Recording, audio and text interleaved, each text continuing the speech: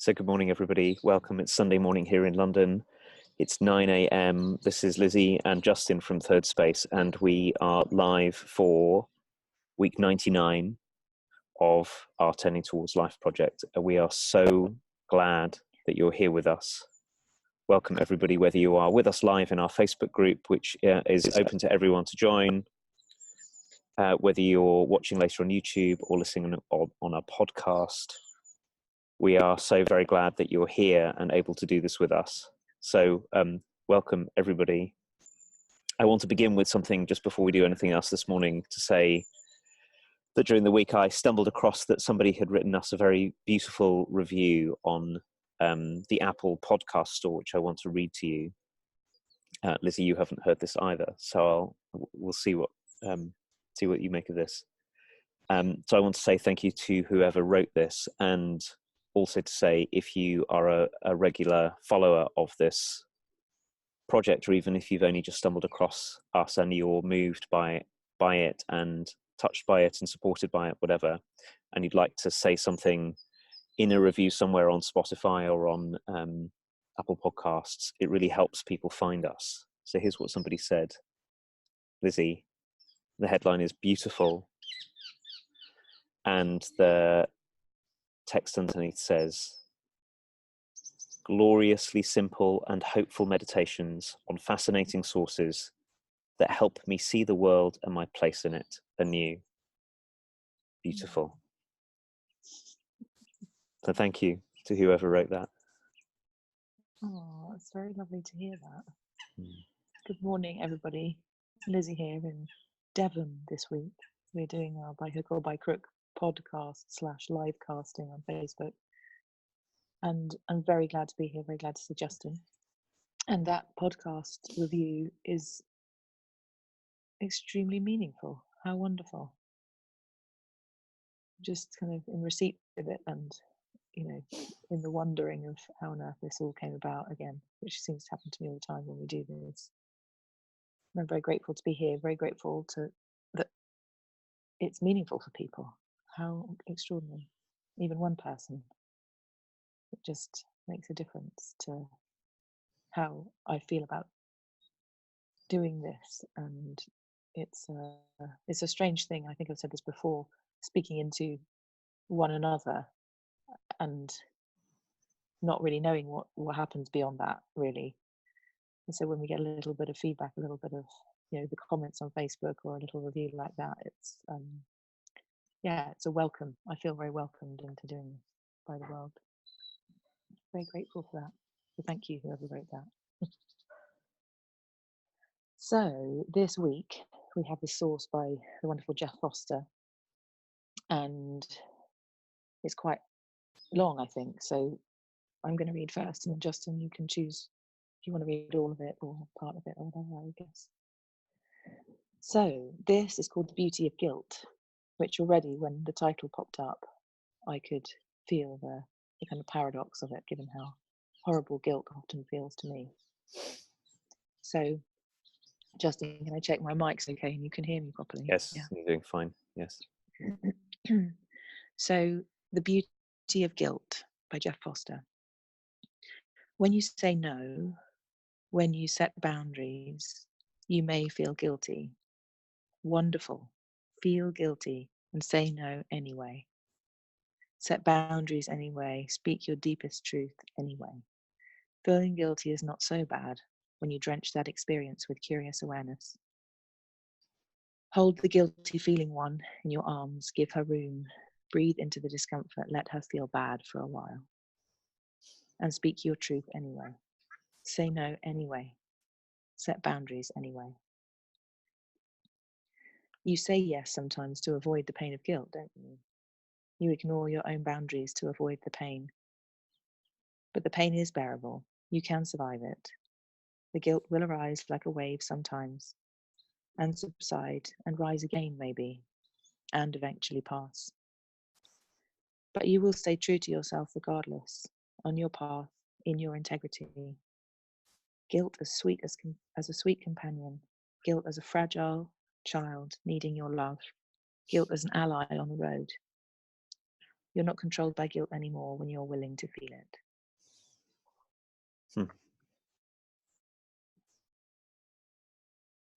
So I'm going to read it too. This is The Beauty of Guilt by Jeff Foster. When you say no, when you set boundaries, you may feel guilty. Wonderful. Feel guilty and say no anyway. Set boundaries anyway. Speak your deepest truth anyway. Feeling guilty is not so bad when you drench that experience with curious awareness. Hold the guilty feeling one in your arms. Give her room. Breathe into the discomfort. Let her feel bad for a while and speak your truth anyway. Say no anyway. Set boundaries anyway. You say yes sometimes to avoid the pain of guilt, don't you? You ignore your own boundaries to avoid the pain. But the pain is bearable. You can survive it. The guilt will rise like a wave sometimes and subside and rise again maybe and eventually pass. But you will stay true to yourself regardless on your path, in your integrity. Guilt as a sweet companion. Guilt as a fragile child needing your love. Guilt as an ally on the road. You're not controlled by guilt anymore when you're willing to feel it.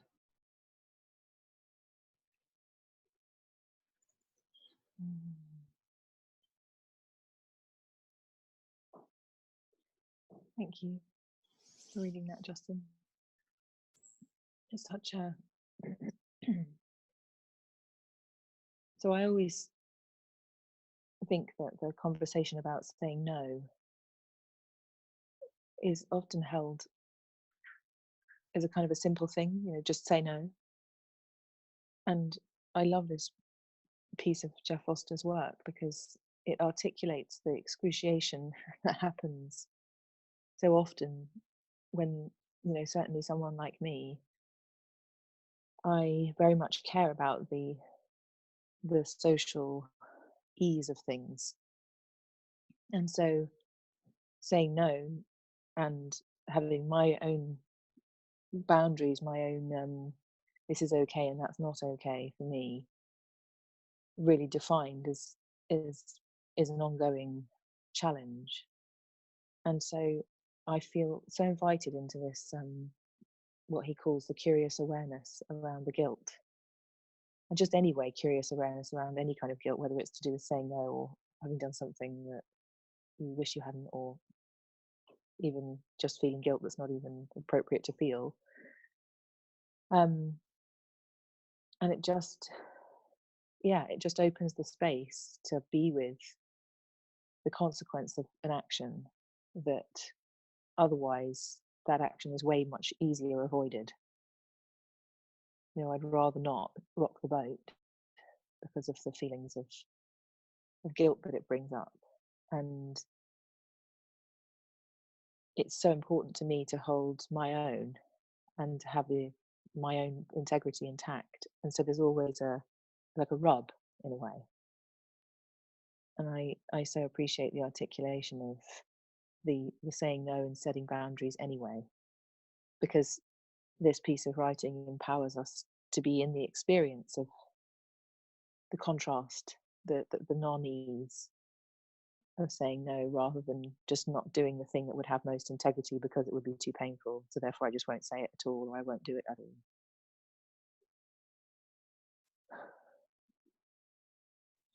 One of the things that's really been thinking about this piece a lot, Lizzie, since you sent it to me a couple of days ago. And I think that Jeff Foster is really onto this, and it's also so implied in what you're saying, but I'll say it the way that it's been occurring to me, which is that very often when I say yes to something that doesn't really have integrity for me or is far from what I want, the story, sort of the cover story I have about it is I'm being a caring person, I'm being respectful and responsible towards other people. I've got a whole sort of self reassuring story about it. But when I've been looking at this much more closely recently and seeing how much of what I do when I look underneath that story is a kind of not wanting to feel a particular thing. So the number of times that I get myself into some kind of twist that doesn't support me and often doesn't support other people either is because I'm doing my damnedest not to, like Jeff says in this poem, this is so that I won't feel the pain of guilt. Not first because of someone else. And I'm not, of course, saying that I don't care about other people or any of those kind of things. I've just been watching the how easy it is for what I do and what I don't do to come first from a place of trying to avoid a certain kind of experience rather than finding out what's true and doing that and then living with however it feels to be doing that. And I suppose that's in a way so much of what the difficult side of our personality patterns and structures is as a kind of form of this, which is I get used to being accommodating, I get used to letting other people shape things, I get used to being sweet and kind or whatever, I get used to abandoning principles that I stand on, more because it's a familiar pattern that I've practiced again and again and again and again to try and avoid feeling something. And the worst bit of it, Lizzie, is that it very rarely avoids the feeling anyway. Yeah. So it's like a sort of grand strategy so I won't feel guilt. But frankly, if I say yes to something when I should have felt no, I feel guilt anyway because I'm not separate from this. So sort of the myth is, well, if I abandon myself, I won't feel the guilt that's to do with other people, but I feel the guilt that comes my way because I'm a person in this too. So it's a many decades practiced, continually failing strategy, which Jeff's poem is really, in a way, is exactly the antidote to, which is, given that you can't escape feeling things, let's find out how to be with the feeling of it. Yeah. I was just looking at the poem because the thing is, the line that strikes me as you're speaking is, but the pain is bearable, you can survive it. And it's like, oh yeah, of course. Like, we all know that we can survive feelings. Like, plenty of us have had feelings and not died from them. And yet, there's still this resistance to them. And so I feel like the awareness that the opening that this poem creates is a chance, an opportunity for us to begin studying ourselves, to begin looking at the ways that we are accommodating, and, as you're saying, like wondering about the identity that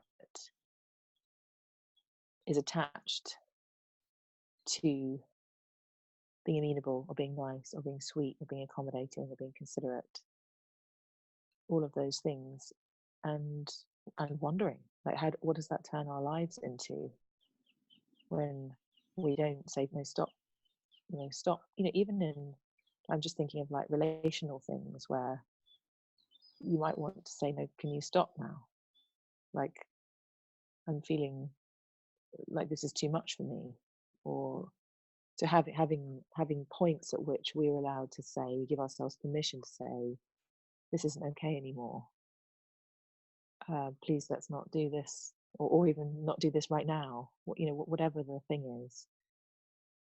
And how it's so it's so tricky to set those things for ourselves when there's such good intention as well. I think it's in the not saying no and not having boundaries, there's such a goodness in there. There's such, as you say, like we care about each other, and in that care, it is though possible to lose ourselves, to lose contact with the integrity that we wish to have in the world, and we can feel ourselves you know, mildly or majorly or anything in between, violating that one, which is this one with these values, these beliefs, these things that are sacred to us. And then we find ourselves in situations that, as you say, we're implied in the guilt, not just the people around us, that we feel like we've hurt ourselves by agreeing to something or accommodating something that really feels not in our realm of integrity. And I'm just so appreciating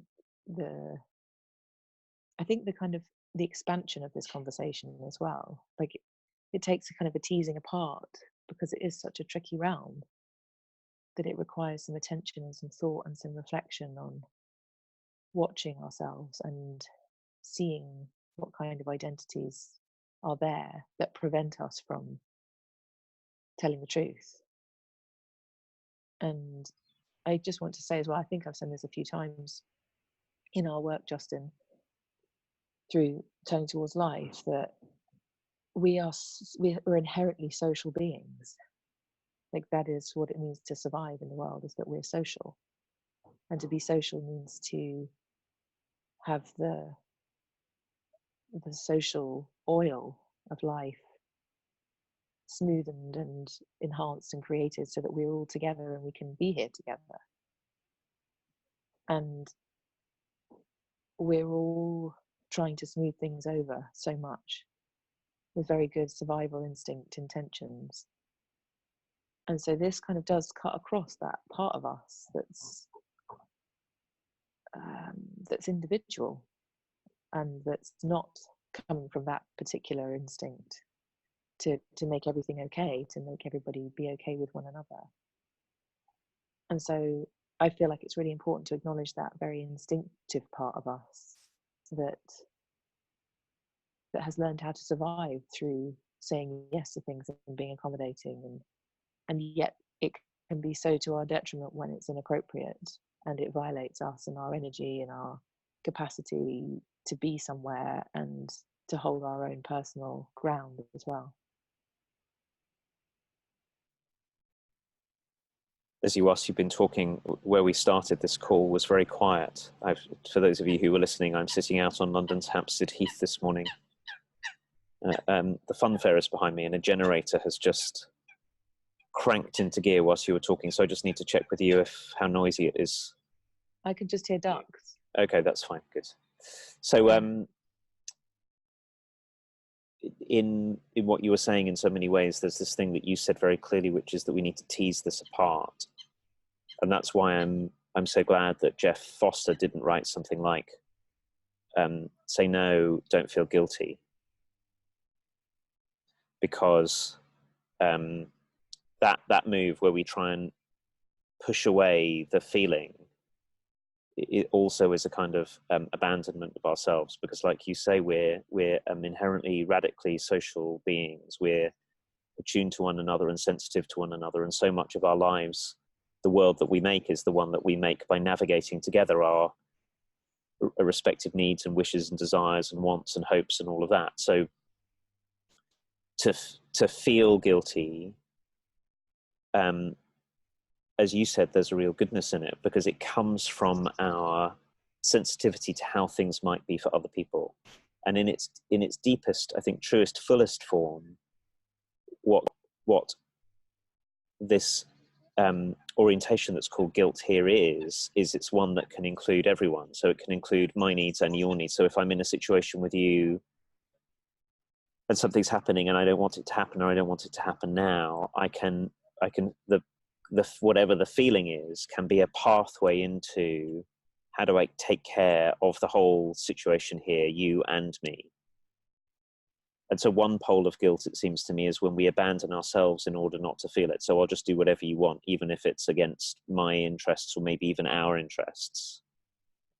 And the other pole of guilt is, so that's one end, and the other end, it seemed to me whilst you were talking, is where I pretend not to feel guilty at all, and I just do or don't do what I want, regardless of the consequence to you. And neither of those is going to work, because, well, they may work for a while in one sense, but because of how much either of us or the other they leave out, it's how we end up in enormously destructive to relationships and to the well-being of everyone involved situation. So I don't think that in the end there's any way round, other than what Jeff says about feel it and be curious about it. And that's where I wanted to pick up what you said, Lizzie, because my worry about, it's not a worry about what Jeff has written in this wonderful poem, but my worry is sometimes when we say be curious, somehow it's very easy to take that as not as curiosity, or I'll say I'm curious about it, and then somehow that's going to resolve it. But to be curious is actually to really look closely. To be curious is to pay exquisite and deep attention and to wonder what is this that's happening here. I suppose I'm reaching for this because I so often hear, I know I've said it this way, and other people say curiosity as if curiosity is sort of the get-out clause again. If I just feel curious enough, somehow my difficulty will be resolved. But no, there are layers and layers of mutually interweaving concerns that come up when we feel guilt. And maybe it's striking me that what guilt does, the feeling of guilt does, is it can awaken us to, there's something I need to pay attention to here. And at the same time can remind us not to hold on to the ordinary habitual reactive story we have about what that means. Oh, I feel guilty, that means I must say yes. Now I feel guilty, something important is going on here. What is the path that has the most integrity here, even if it feels difficult, even if it means I'm going to speak up in a way that I'm not accustomed to. And certainly it's not going to make the feeling of guilt go away. That's not how this is going to happen. Also, Justin, what's occurring to me is that I know that when I'm on the end of someone saying no, there's a kind of freedom I feel as the person having the boundary set for, which I might be annoyed because I'm not getting my own way, but when I really look at it, I much prefer the truth than that. So I feel like there's a liberating place, not just for us saying no for ourselves, but for the people to whom we are setting boundaries for and between us. And yeah, somehow that just came to me from what you were saying. Like, it's not just about me, it's about the system I'm in, whether it's a system of two people or a bigger thing. I know I so appreciate when people say to me, well, I don't like that, or I'm not doing that, or no. Because I might be annoyed that I didn't get my own way for a minute, but then something settles in me and I go, well, do you know what? I'd rather the truth than working on a falsity that I thought was true and then at some point find out that's not true later. And so I also think it's a piece of work for each of us to be doing on the inside of allowing people to say no and letting go of whatever something that needs me to have everybody comply with me and do things the way I think things should be done, or participate the way that I believe in, and to find a place that I can accommodate my agenda being not the thing that other people are buying into. And somehow freedom comes for me in receiving a no, but then a freedom then comes for the other people for letting them say no. Because I think so much of relationship and being in systems is like this kind of dance of non-truth on both parts. And it's a strange feeling to feel like, oh, we've just been being nice to each other. But what's actually here? What's the substance of this? What can I really stand on in this friendship or this relationship if we never disagree with each other, or we never find our way to our own authority or integrity inside of this? If it can't survive that, what is it? And so I'm just appreciating that feeling of, I guess, like a non-mergedness, which I guess is the nature of boundaries, is that there's a deep togetherness, non-separateness that exists for us beings. And there's also simultaneously an individuality that is experienced by having a skin ending where it ends, and a voice that's mine, and thoughts that are mine that I think, and feelings that are mine that I have.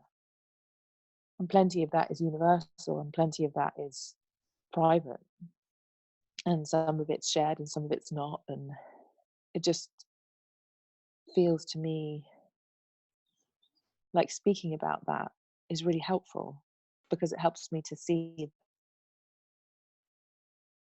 yeah, I'm part of something, and I need not manipulate it so much. And by not manipulating it so much, maybe I can feel freer in whatever it is, because I can feel its substance all of a sudden, Mm. rather than the kind of social dancing and massaging that exists. The thing about the social dancing, Lizzie, that was occurring to me as you were speaking, is it's really like a hall of mirrors once we get into it, because once I'm not responding from my own sense of integrity, which I think at its best will also, of course, include a kind of genuine care for you. But when I'm not standing in that, and I'm responding from the, oh, I wonder what you're going to make of what I'm saying, and I'm trying to control and manipulate what I feel and what you feel in the situation, rather than being true. And you're doing the same. So now I'm responding to what I imagine is going on for you, and trying to get you to, or me to, feel a particular way. And then you're trying to respond to me and trying to get you or me to feel a particular way. And we're going on and on. Very quickly, we end up very, very far from anything that's true at all.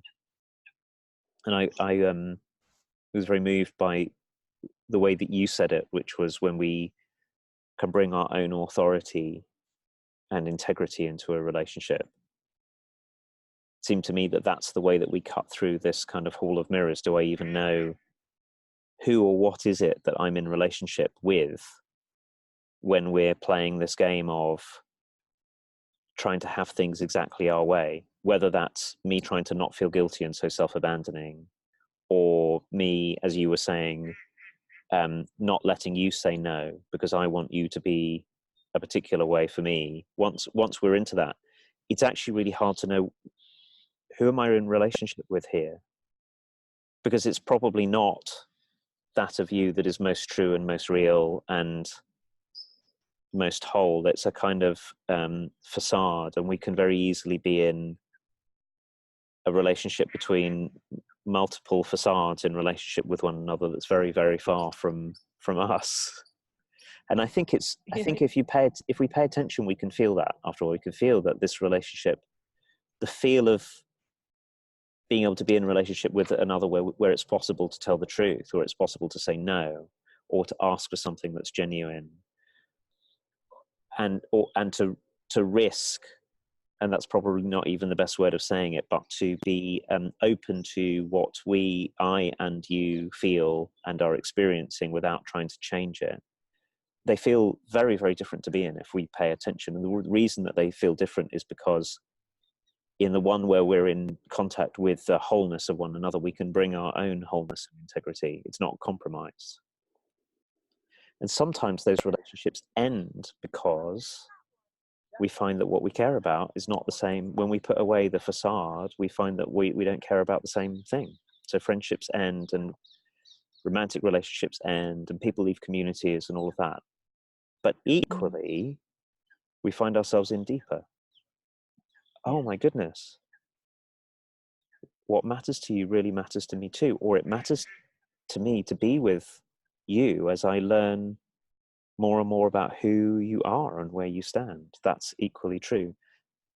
So I think that what Jeff Foster's talking about in this poem is exactly this, is when we give up, when we allow ourselves to be in deep, which is going to mean feeling a bunch of things, including, of course, great joy and exhilaration at being with another human being sometimes. That's what's called for to be fully in our lives, in our relationships, and that matters because we can't not be in relationship in life. Yeah. just feeling particularly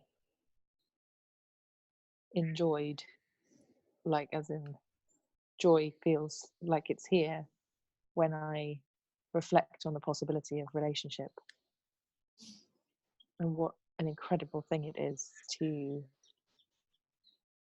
have a way of seeing through the hall of mirrors that you're talking about, and how that connection with another person where our wholeness is welcome as is theirs, and our truth can be told, and we can be, like last week, I don't know if it was last week, the week before, we were talking about refining the way that we can tell each other the truth. That realm feels like such an incredible invitation always to me, and in a way, like, you know, who knew that this poem would bring us there? But for me, it's such a beautiful reflection to feel into the relationship possibility of being able to really be our whole self in it, and what that makes possible between humans feels like the elixir of life somehow. And I just feel grateful that this is where we've reached now in this conversation, and I'm grateful for Jeff's inspiration, breathing life into this conversation for us. It's really wonderful. I'm just noticing the time and feeling very opened, and lots of gratitude as usual for the faithfulness with which we leap into these conversations, Justin.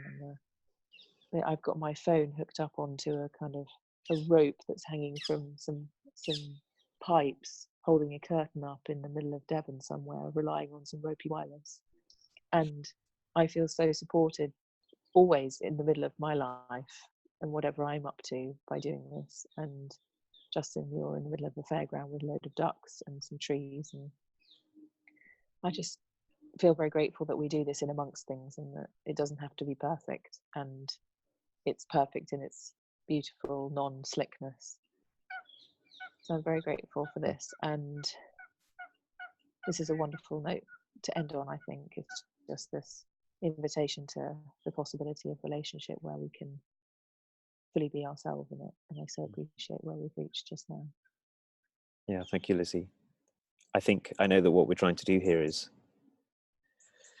to find a way to be true rather than perfect, and to keep on showing up, but not to have this be presented in a, you said, not being slick. I think it's the same thing that we've been talking about all along these 99 weeks, and particularly we've been talking about in Jeff Foster's poem, is where we give up trying to manage impressions and instead try to do what's true. And trying to do what's true means you're in Devon with ropey Wi-Fi and your phone suspended over a curtain to make this happen, and I'm on a Hampstead Heath because I was swimming in the pond this morning and didn't manage to make the journey home in time. And here we are, we're still here and showing up in all of the imperfection, and seeing if we can find a way to be true in the midst of it. So I'm really glad for that, and I'm glad also because I know that there are many people who, it's not just us, who organise their lives around somehow being part of this conversation, whether they're up early in the morning, continents away from where we are, or have arranged, whether you've arranged yourself to listen to it later. It takes a kind of commitment to be in this conversation with us, and it's the same thing. So thank you to you, Lizzie, and thank you also to everyone. And all being well, we will be here for week 100. I know, one whole 100. One whole 100. That's so cool, isn't it? Next Sunday morning. Woohoo! Lucky Justin likes the numbers, because I would have never known that. Yeah. And I want to know that. Okay. Goodbye, everyone. Bye, Thank everybody. you. See you next week. Thank you.